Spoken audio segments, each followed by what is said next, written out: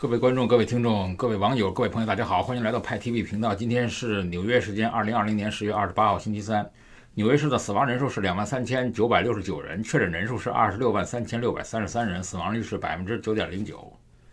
纽约州的死亡人数是33424人，确诊人数是502479人，死亡率是6.65%。全美国的死亡人数是235553人，确诊人数是8928851人，死亡率是2.58%。那么恐惧指数 VIX 是33.35，也还可以。那么原油是38.93美元一桶，黄金是1910美元一盎司。那么小麦、糙米和大豆的价格还是在高位盘涨。那么现在的情况是这个牛肉还有瘦肉猪的价格也是价格非常高。人民币对美元的兑换率是6块7毛5兑1美元。在10月26号，美国的国会参议院以52比48通过了对川普提名的叫做艾米·巴雷特的最高法院大法官的确认。全体53名共和党成员，52个投下了赞成票，其中包括了来自阿拉斯加的女参议员叫做 Lisa 穆尔科斯基，在投票之前改变了反对的意见。仅有一名缅因州的共和党的女参议员叫柯林斯投下反对票，那么全体47名民主党人投下了反对票。在白宫紧接着就举行了巴雷特的宣誓就任仪式。那么川普很会抓紧时间仪式是由大法官的克拉伦斯·托马斯主持那巴雷特手按的圣经进行宣誓。显然川普已经对于提名的通过是急不可耐。相比上一位被参议院以50比48通过的卡瓦诺大法官的提名，巴雷特获得的赞成票多2票。不过他挑战了一个记录，这个记录就是100多年来在没有少数党投票批准的情况下获得了参议院通过大法官的提名。那么大选前一周的时间里通过巴雷特的提名还有宣誓就职，有利于解决这个大选可能出现的总统难产的宪政危机。因为疫情下出现的史无前例的邮寄选票数量，在11月3号当天能否知道哪位候选人胜选成了很大的悬念，很多人悲观地认为这情况很可能发生这样如此的话，明年1月20号新总统能否就任就成为了另外一个巨大的悬念，因为从选出总统到新总统就职还有一系列的程序要走。从金斯伯格大法官上个月去世以后那么最高法院的保守派对自由派看上去是5比3，但是首席大法官叫罗伯茨的忽左忽右，让自由派和保守派形成了4比4的格局。这就意味着很多案件很可能难以裁决。如果真的出现了这种情况，那么美国将出现史无前例的宪政危机。而巴雷特的提名让联邦最高法院大法官保守派对自由派至少保持在5比4，大部分时间会是6比3。巴雷特的提名本次是很顺利的通过，意味着川普创纪录的完成了在他第一任内他第3名最高法院大法官的任命，改变了多年来最高法院自由派占多数，以及出现了很多挑战美国传统价值观的判例。美国如今的 BLM 运动如火如荼，最高法院类似判例已经给他埋下了祸根。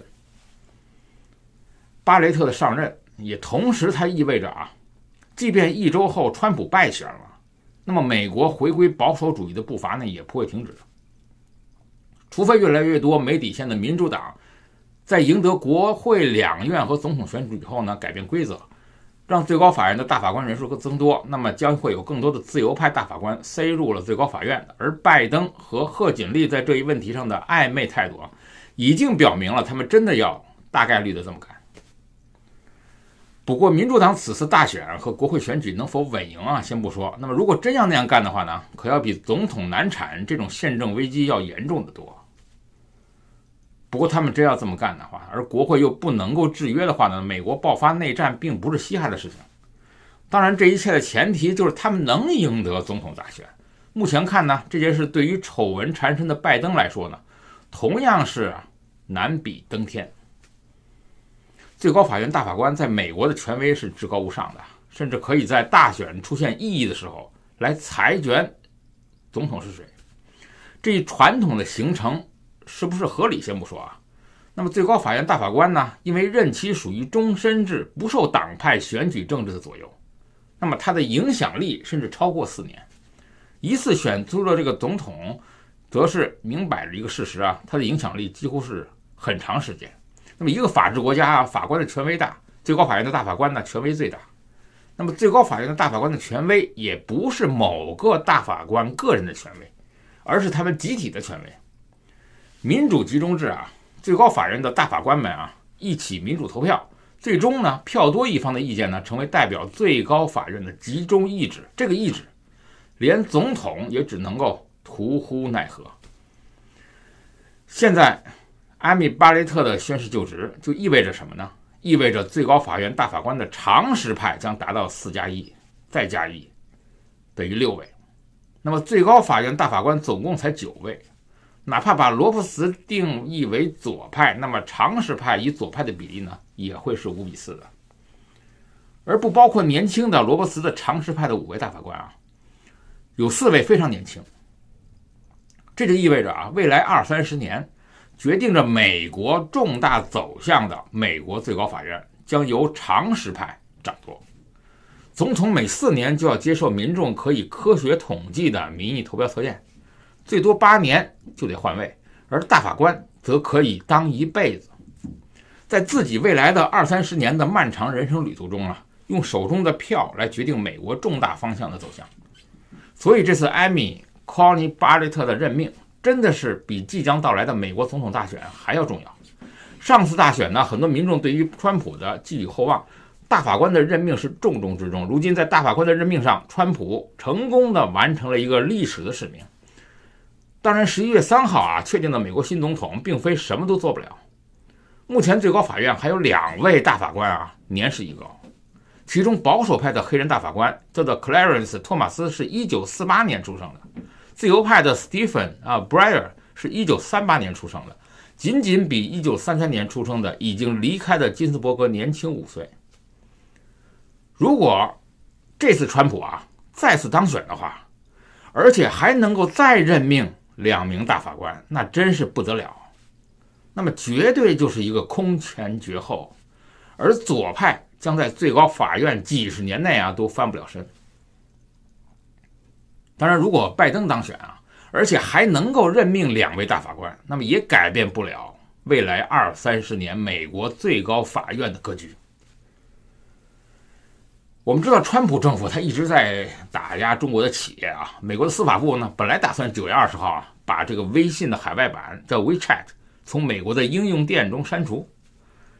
这样的政府行为啊，在外人看来啊，微信的命运本来就是凶多吉少的，没想到到了加州联邦治安法官叫做劳雷尔·比勒的手里啊，他下达了这个临时禁止令，把代表川普政府的司法部呢禁令给否了。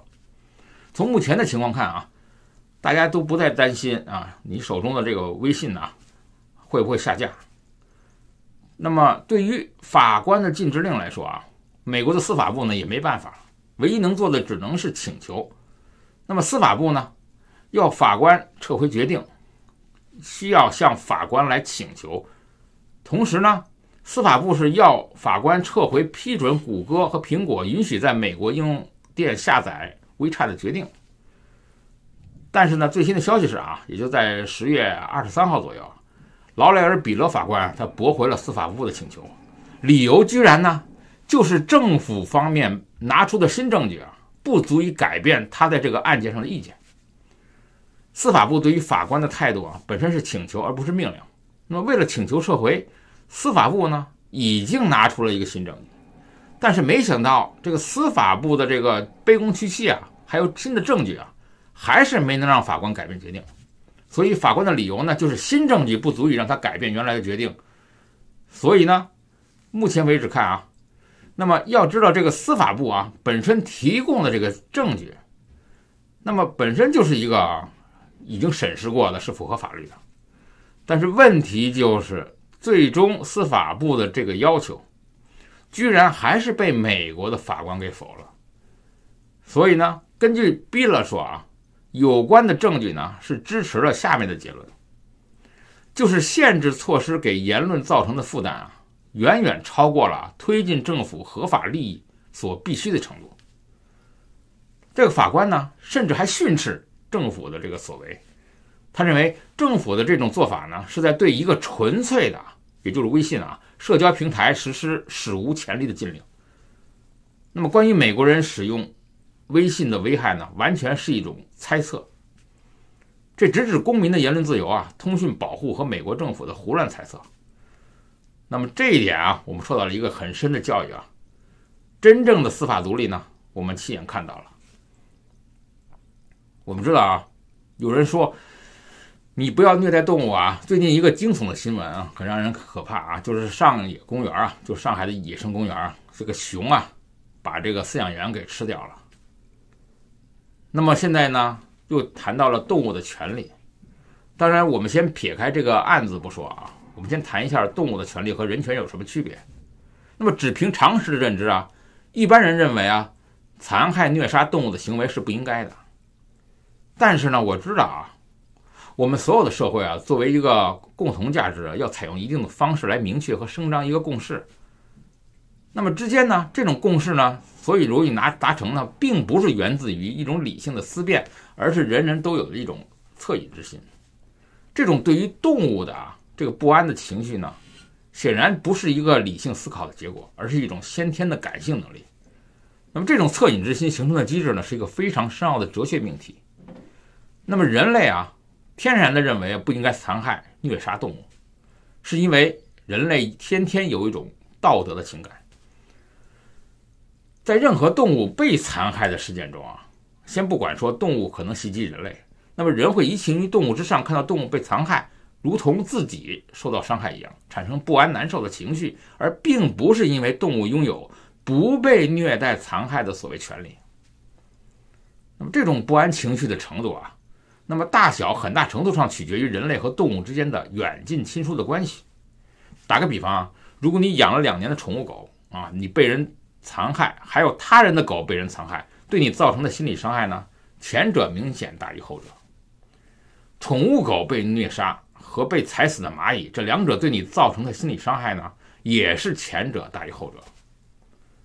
所以我之所以要一直强调啊，这种共识达成的是一种感性的，而不是理性的结果，就是因为感性的结果啊，具备偶然性而不稳固。如果我们不在理性上推导出动物确实具备权利的结论来呢，那么我们依照对人类权利的理解，想当然的得套用在动物身上，就会出现一个巨大的偏差和滑稽的结果来。那么严重的话呢，会导致价值观的一种混乱。首先啊，我们来看一下权利这个概念。什么是权利呢？很多爱拿权利说事儿的人啊，其实对于什么是权利这个问题呢，并不一定有一个非常清晰的一个理解。那么什么是权利呢？那么简单的说啊，权利的定义是什么呢？权利定义啊，就是占有或者行为的一种正当性。那么在法学上啊，权利是和义务相对应的一个概念。你拥有一个什么样的权利，就往往意味着你需要履行什么样的义务。大家很熟悉吧？比如你要主张啊，你对房子的权利，那么首先你要付出拿钱买房子这个义务。从中我们就可以看出，权利的主体呢是有一个基本的属性的。那么这个主体呢是非常明确的，就知道自己行为的意义。那么拥有完全选择自主的能力的人啊，并且自己知道必须为这个权利的得到而付出什么样的义务。但是啊，很显然，动物它没有这个属性，只有人类才有自主选择的权利，从而呢，人类才是自由的。而动物因为没有意识，没有理性，无法摆脱自然对它的奴役，它们的所有行为都是本能的驱使，而无法自由的选择。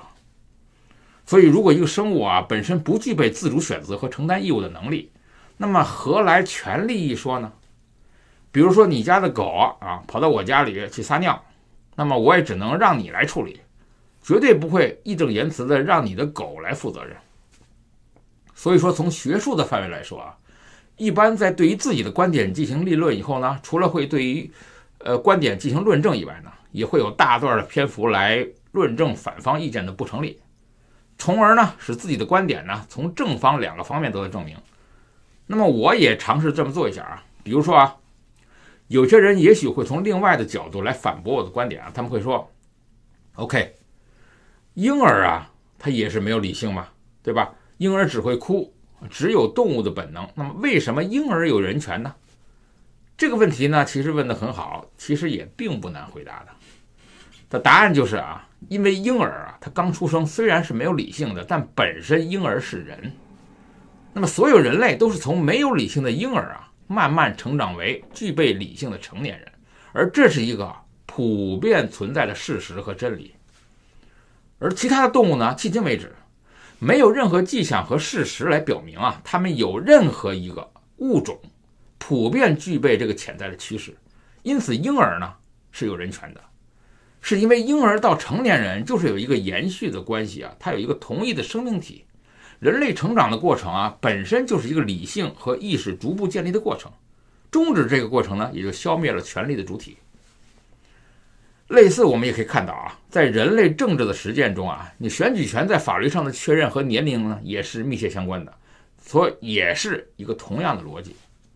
所以你只有到了一定的年龄，你才会具备对于政治事务、公共事务的基本判断能力。那么权力呢，必须是建立在这个基本的理性门槛之上的。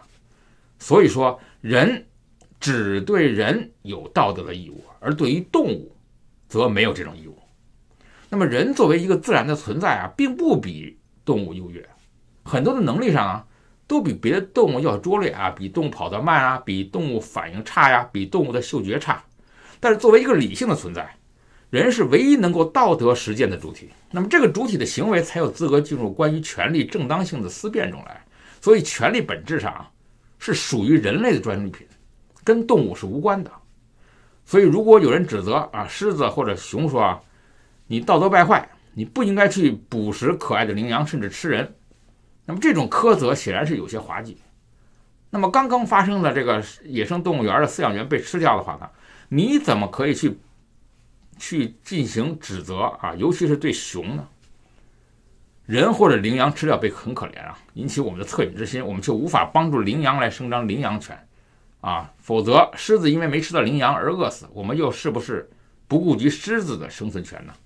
所以以上正反两部分的哲学思辨，我们可以得出基本结论啊，就是说动物权本身就是一个伪概念，并且是不成立的。那么从伦理上来说，我们可以提出很多反辩的这个命题来，比如说，如果动物权是成立的，那么我们为什么不赋予动物们民主选举的权利呢？那么如果动物权是成立的，那么我们为什么对圈养的动物以及牛羊猪肉为食物心安理得呢？如果动物有权利，那么植物是不是也应该有权利呢？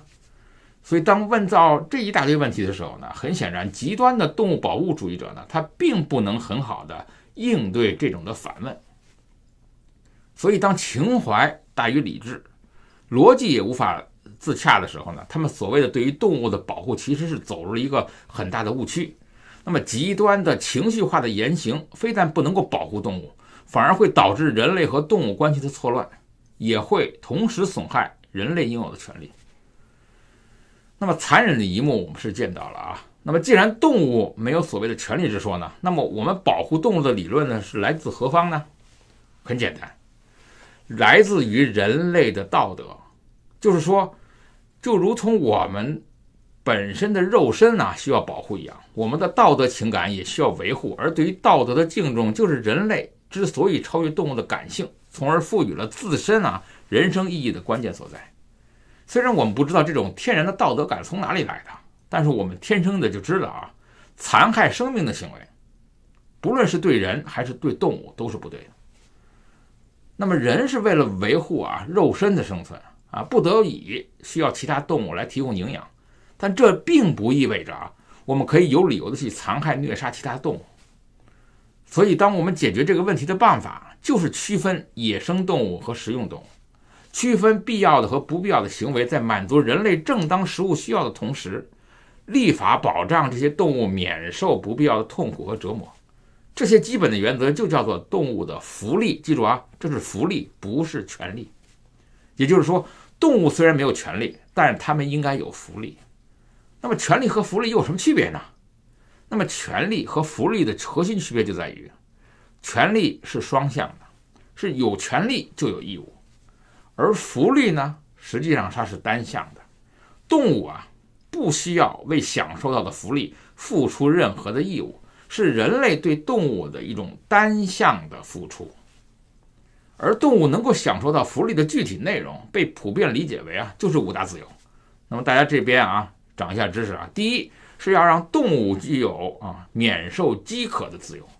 第二是生活舒适的自由，让它免受痛苦啊、伤害还有疾病的自由。那么生活无恐惧感，还有悲伤感的自由，还有表达天性的自由。